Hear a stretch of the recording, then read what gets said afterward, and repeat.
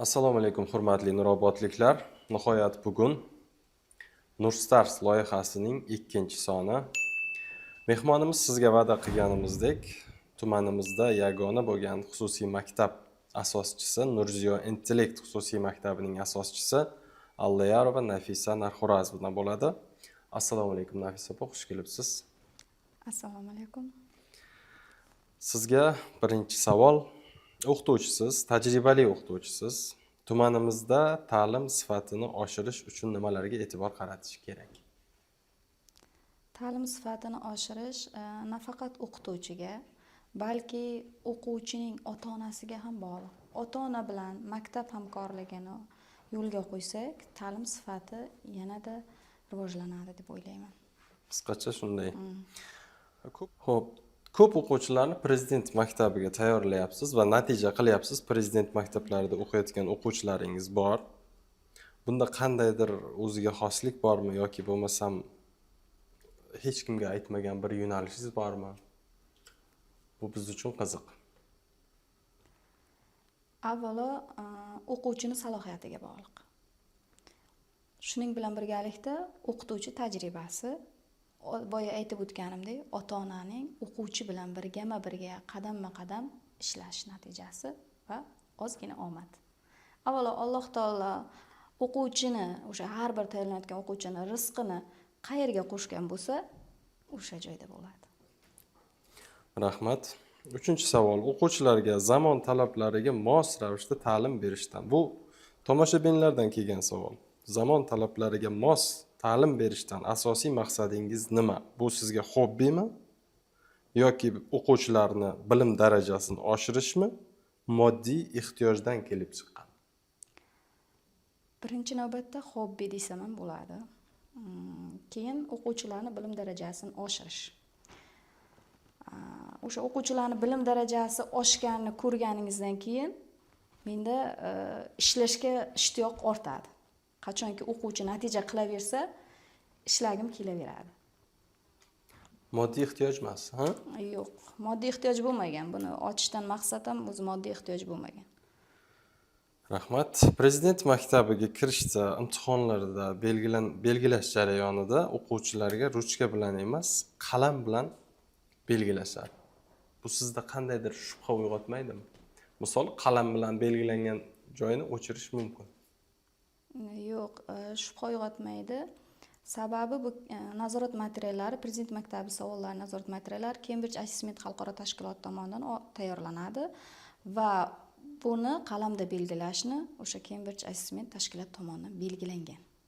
Bola sababi imtihon jarayonida yosh bola u hali 4-sinf o'quvchisi, bitiruvchisi yosh bola, 10 yosh, 11 yosh atrofidagi bola xato qilishi mumkin. Hayajonlanishi mumkin. O'sha javobni o'chirib qayta belgilash uchun shu belgilangan. Rahmat. Endi biroz savollarda o'zgartirib turamiz. Aynan ta'lim sohasida bo'lmaydi bugungi suhbatimiz ham, lekin asosan 80% shu ta'lim bo'yicha o'quvchilar, o'qituvchilar bo'yicha bo'ladi. Vaqt orqaga qaytganda qaysi xatoni qilmagan bo'lardingiz? Balki xato emasdir, lekin hozirgi kunda buni xato deb bilmayman. 1 yil oldin buni xato deb bilganman. Mana shu maktabni ochganimda xato deb bilganman. Nimaga? Bu savolga maktabni moddiy imkoniyati juda qiyinchilik tug'dirgan. Demak siz tashkil etish jarayonida maktabni moddiy imkoniyati juda qiyinchilik tug'dirgan. O'sha paytda bu xato ish ekanligini o'ylaganman. Lekin hozir unday emas, ha? Endi hozir o'sha maktab rivojlantirish yo'lida harakat qilyapmiz endi.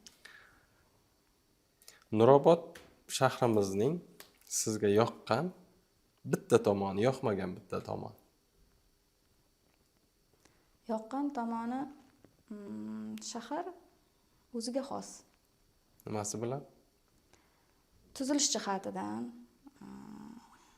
odamlari, insonlar, tumanimiz aholisi Yoqmagan tarafi oxirgi paytlarda ijtimoiy tarmoqlarda tumanimiz negativ nimalar bilan, mavzular bilan juda ko'p keng tanilib boryapmiz. Nafaqat respublikaga, balki butun dunyo bo'ylab ijtimoiy tarmoqlarga keng tanilyapmiz. Negativ so'zlar. Negativ mavzularda Asosan. ko'proq bo'lyapti. Mana shu narsa juda odamni xijolatga qo'yadigan jihat bo'lyapti. Bunaqa negativ jihat har bitta tumanda yoki viloyatda uchrashi mumkin. Endi o'zimiz nima deb tavsiya berasiz o'shalarga? Xalqimizdan guruch kurmaksiz bo'lmagandek, xalqimiz ichida uchrab turibdi shunaqa negativ g'oyalarni ilgari surayotganlar. Imkon qadar tumanimizda yaxshi tomonni ko'rsatishga harakat qilishlarini so'rab qolardim. Aynan ta'lim sohasida oldingizga qo'ygan maqsadingiz eng birinchilardan bo'ldi. Oldimga qo'ygan maqsadimiz har doim birinchi maqsadimiz o'zi maktabni ochishdan ham maqsad o'sha tumanimizda o'quvchilarni prezident maktablariga tayyorlash va ularni o'sha yerga natija ko'rsatish bo'lgan maktabni ochishimdan maqsad va xalqaro olimpiadalarga chiqarish. Tumandan mana shu kichkinagina tuman Samarqand viloyatining eng chekka hududi hisoblanadi Nurobod tumani. Shu yerdan chiqqan bolalarni dunyo tanishini xohlaganman. Shogirdlaringiz ham kelajakda shunaqa xalqaro arenalarda o'zini ko'rsatib yurishi bu siz uchun eng oliy baxt bo'lsa kerak. Albatta. Aynan ta'lim sohasidagi savolni berdik. Hobbingiz nima? Hobbim. O'zingiz hobbingiz. Mana bo'sh vaqtingiz bor. 1 soat bo'shsiz. Ertalabdan kechgacha ta'lim jarayonida bo'lganim uchun ko'pincha o'qilmay qolgan kitoblarim. Kitob o'qiysiz? Kitob o'qishni yaxshi ko'raman. Aynan kitob mavzusida ota-onalarga farzandlari uchun 3 ta kitob tavsiya berish bo'lganda qaysi kitoblarni tavsiya berasiz? Ota-onalarga farzandlari uchun Bodo Shefini Moni laqabli kuchukcha. Moni laqabli kuchukcha asari. Uning mantiqiy davomi sifatida Kera va Teshikkulcha va keyin Tohir Malikning, o'zimizning o'zbek namoyandasi Tohir Malikning Shaytonbachchaning nayranglar. Bolalar uchun, o'quvchilar uchun, kattalarga, ota-onalargacha. Ota-onalarga Ahadquli Xolmuhammad o'g'lining Savdogarlar ustozi 1-2 qism va Imom Zarjuniyning ilm olish sirlari. Birinchi Imom Zarjuniyning ilm olish sirlarini tavsiya beraman ota-onalar uchun. Rahmat. Demak, shaxsiy savol. Eng quvonchli kuningiz qachon bo'lgan? Eng quvonchli kunim har yili endi yana mavzubar ta'limga borib taqaladida. Har yili mana shu prezident maktablari javobi chiqadigan kunlari meni eng xavotirda o'tadigan kunlarim va shunday qo'ng'iroq bo'ladi ota-onalardan. Prezident maktabiga farzandim o'tdi, tabriklayman degan daqiqalar men uchun eng quvonchli daqiqalar. O'sha prezident maktabiga o'quvchi imtihon topshirib javobi chiqqanda birinchi siz bilasizmi yoki ota-onalar biladimi? Har xil payt, har xil vaziyat, lekin kechagi oxirgi nimada ota-onalar telefon qilishdi, o'tgan yilgisida ham shunday bo'lgan. Iloji boricha oxirgi paytlar o'sha javobi chiqadigan kunlar telefonga qaramaslikka harakat qilaman. Prezident maktabiga nechta o'quvchingiz kirgan shu kungacha?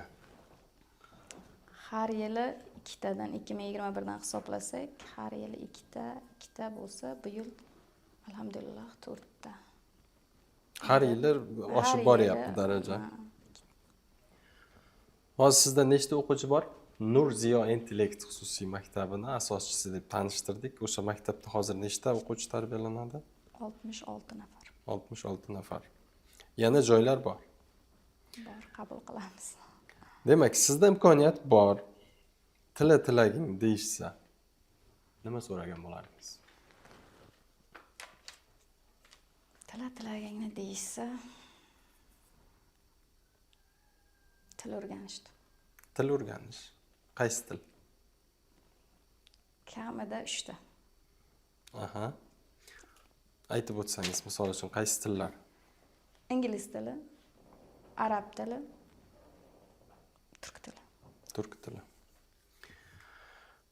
Rahmat. Eng yaxshi ko'rib o'qigan kitobingiz? Imom Zarjuniyning Ilm olish sirlari. Ilm olish sirlari Imom Zarjuniy. Eslab qolamiz, tomoshabinlar ham misol uchun kitobxonlari bor. Mana shu kitobni saqlab qo'ysa bo'ladi kundaligiga. Vaqt bo'lganda o'qiydi. Eng yaxshi ko'rgan filmingiz? Film. Shaytanat. Shaytanat. Tug'ilgan kuningiz yoki umuman bir quvonchli kuningizda sizga nima sovg'a qilishlarini xohlagan bo'lardingiz? Gul. Gul bo'ldimi? Gul. O'sha gul mavzusida ketdi. Endi misol uchun ayollarga gul yoqadi. Aynan gul so'liydigan narsa. Bu nima uchun shu darajada orzu qiladigan sovg'a bo'lishi mumkin? Yo'q, odamga kayfiyat beradi-da. Gul, ha? So'lib qolishi mumkin, lekin o'sha paytda shu daqiqalarda kayfiyat beradi. Nafisa opa, ustozlar haqida siz yaxshi ko'rgan yoki mana shu darajaga yetishingizga sabab bo'lgan ustoz sifatida qaysi ustoz bilasiz? Ustozlarim ko'p, nomma-nom aytsam, endi ikkinchisi xafa bo'ladi. Menga har bitta narsani o'rgatgan inson ustoz. Alisher Navoiy shunday gapi bor. Kimki senga bir harf o'qitmish ranchila, aylamak bo'lmasa-da, uning haqqini menganchila. Bitta harf o'rgatdimi, u ustoz. Xohlaysizmi, yo'qmi? Rahmat. Maktab ochish rejasi, umuman xususiy maktab ochish g'oyasi sizda qachon paydo bo'lgan? Nima sababdan paydo bo'lgan? Rejasi, maqsad 2019-yilda Kenguru xalqaro tanlovi bor. Hozirgacha bo'lib o'tadi har yili, mart oyida 25-martda bo'lib o'tadi. 2019-yil ushbu tanlov tashkilotchilari tomonidan xalqaro seminar bo'ldi. Toshkentda bordik. Toshkent shahridagi Prezident maktabida bo'ldi. Kirib borganmiz Prezident maktabiga, shunday kirib, u vaqtida hali Samarqandda ochilmagan. Kirib borgandan nasib bo'lsa, inshaalloh Samarqandda Prezident maktabi ochilsa, shunday maktab ochaman. O'sha maktabda o'quvchilarni tayyorlab, mana shunday maktablarga o'qitish baxtiga muyassar bo'lgan inson sifatida Nurobodda nom chiqaraman degan maqsad bo'lgan 2019-yilda. 2019-yilda bo'lgan, maktab ochilgan yil qachon? 2021 ochildi Samarqand shahrida. 2 yilda. 19-yil bo'lgan. Mana shu xalqaro tanlovlarda qatnashgan o'quvchilaringiz ham bormi? Xalqaro tanlovlarda SIAMO, Sharqiy Osiyo xalqaro matematika olimpiadasida Salimov Ibrohim 2 yildan beri qatnashadi. Necha yosh? 3-sinf, o'tgan yil 2-sinf paytida Singapurda bo'ldi. Bu yil Malayziyada bo'lib qaytdi. Faxrli 3-o'rinni egalladi. Bu yil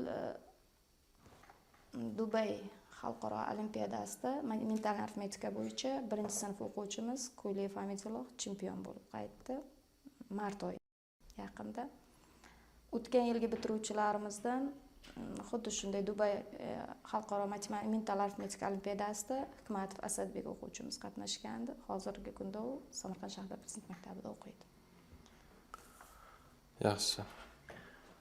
Endi Nafisa opa, bizda shunday holatlar bo'lganda, maktablarda o'qituvchini sevimli o'quvchilari bo'lib qoladi. U yaxshi o'qiganda ham, o'qimaganda ham 5 olaveradi. Endi maktab talab, o'quvchilar tili bilan aytganda. Sizda ham shunaqa sevimli o'quvchilar bormi va mana shu holatda siz sevimli o'quvchilaringiz oldida boshqa o'quvchilar shu vaziyat qurboni bo'lib qolmaydimi? Qanday qaraysiz shu holatga? Bunaqa holat bo'lmaydi. Sababi shu holatni o'zim boshimdan kechirganman. Bu bolaligimda bo'lgan. Maktab paytida. O'sha narsa bo'lganligi ham balki meni o'qituvchi bo'lishimga turtki bo'lgandir. Endi uni men bilmayman, nima sababdan o'qituvchilik kasbini tanlaganimda, men shu bolalikdan boshlang'ich sinf o'qituvchisi bo'laman degan maqsad bilan mana shu darajagacha. Demak, bolalikda qaysidir o'qituvchi o'zining sevimli o'quvchisi bo'lgan. Demak, sizga shu narsani o'zimni amaliyotimda qo'llamaslikka jazm qilganman. Hamma bunday olib qaraganda har bir o'quvchining o'ziga xos xislati bo'ladi-da. Qaysidir o'quvchini bir o'qish tarafi sizga yoqadi, qaysidir o'quvchini kulgisi yoqadi, qaysidir o'quvchini bir qandaydir qilig'i yoqadi sizga. Har bir shaxs o'zgacha. Hozir siz endi beixtiyor buni yashiradigan joyi yo'q. Xususiy maktabingiz pullik. Mana shu pulni har kim ham misol uchun bera olmaydi. Maktabingizga pul beradigan o'quvchilar keladi. Misol, ular agar bilim darajasi yetmasa, haqiqatda ham pulni olib, hozir zamon talabi xususiy maktablar juda ham ko'p. Men o'zim xususiy maktabda ishlaganman. Misol uchun 2,5-3 millionlab to'laydi-yu, lekin u bola qaysi maktabda o'qishidan qat'iy nazar unda salohiyat, bilim olish salohiyati yetarli emas. Lekin ular o'qiyveradi o'sha maktabda. Uni haydash, nima qilish yo'q. Sizda ham shunaqami? Qanday misol uchun? Hozirgi kunda ham bolalarni qabul qilayotganda savol-javob bilan olamiz. Suhbat asosida olamiz bolani bilim darajasini tekshirib, undan keyingi jarayonda ham bolani bilim darajasi nazorat qilib boriladi. Lekin faqat bilim darajasi emas, ayrim bolalar yaxshi o'qiydi, mana 1-2 chorak yaxshi o'qiydi, 3-chorakka borib bo'ldi, endi joylashdi maktabga, dangasalik qilib boshlaydi. Unda unaqa o'quvchi bilan natija qilish qiyinroq. 2 marta ogohlantirish beriladi va 3-chisi shartnomani bekor qilamiz. Yaxshi. Bu sizni misol uchun o'qituvchilarga oylik berasiz. Bu qanday keyin sizni qiynab qo'ymaydi? Misol uchun 2 ta o'quvchi ketadi, bitta o'qituvchini oyligi degan gap misol uchun. Unga oylikni keyin qanday yetkazasiz? Boshida shunday bo'lgan. Boshida shunaqa o'quvchilarni olganmiz, to'g'ri, lekin oylikni ham o'quvchi soniga qarab berganmiz. O'quvchi soniga qarab oylik berganmiz. Boya aytib o'tdim-ku, moddiy qiyinchiliklar bo'lgan. Shu sababli xato deb o'ylaganman. Demak, sizda o'quvchilar soni kamaygan taqdirda hozir ham shunday-a? O'qituvchilarga shunga qarab oylik berasiz. Bola soniga qarab beriladi. Bola soni ko'paysa shunga qarab ko'tariladi. Bola soni ko'paygan paytida belgilangan oylik summa beradi. Agar juda tushib ketsa, o'sha oylik balans bermaydigan bo'lsa, bola soniga qarab beriladi. Rahmat. Sizga doim qiyin kunlar bo'ladi, inson hayotida har xil kunlar bo'ladi. Birinchi yordam qiladigan inson kim? Yoki siz tayanadigan, dardingizni aytadigan? Ota-onam. Demak, hozir xususiy maktab Nurobod tumanimizda bitta. Sizniki. Yana ham ochmoqchi bo'lganlar bormi bu to'g'risida? Misol sizdan maslahat so'raydi kimdir eshitasiz o'zingiz. Va bu narsa ochilsa, ertaga raqobat bo'ladi shu to'g'risida. Qo'rqasizmi raqobatdan? Raqobat bo'lgan joyda taraqqiyot bo'ladi. Misol siz ham shunga qarab u ham harakat qiladi. Kuchliroq prezident maktabiga siz 4 ta kirgizgan bo'lsangiz, u harakat qiladi 5 ta, 6 ta qilishga. Shu to'g'risida ozgina. Ochmoqchi bo'lganlar bor. Endi xalqimizda shunday gap bor-da, karvon boshqa, rizqi bo'ladi. Har kimda rizqiga yarasha, mehnatiga yarasha beradi. Qachonki mehnat qilsangiz, shuni orqasidan kelaveradi. Unda qo'rqmaymiz. Nafisa opa, sizga rahmat. Taklifimizga yo'q demasdan kelganingiz uchun. Bugun ko'rsatuv tayyorlashda Nurobod yangiliklari kanali hamda Nurobod gazetasi tahririyati hamkorlikda mana shu Nurstars loyihasini tasvirga tushirdi.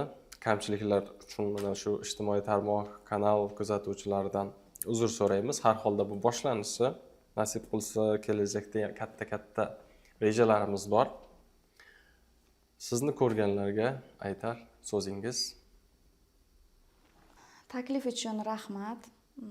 Avvalambor Nurobod yangiliklar Telegram kanaliga va Nurobod gazetasi tahririyatiga nima deyman, mana shu Nurobod yangiliklari kuzatuvchilari va Nurobod gazetasi obunachilariga shunday deymanki, nimagaki mana shu davrgacha erishgan bo'lsam, ilm orqasidan avvalo Allohning inoyati bilan ilm orqali mana shu darajagacha keldik. Yoshlarimizga, barcha ota-onalarga farzandlarini ilm olishi uchun barcha imkoniyatlarni yaratib berishlarini, o'zlari ham birgama-birga farzandlari uchun ilm yo'lida birgalikda yurishlarini so'rayman. Rahmat kattakon. Demak, hurmatli obunachilar, hurmatli kuzatuvchilar, keyingi mehmonimiz kim bo'lishini xohlasangiz izohlarda kutib qolamiz. Siz bildirgan takliflar biz uchun muhim. Rahmat. Salomat bo'ling.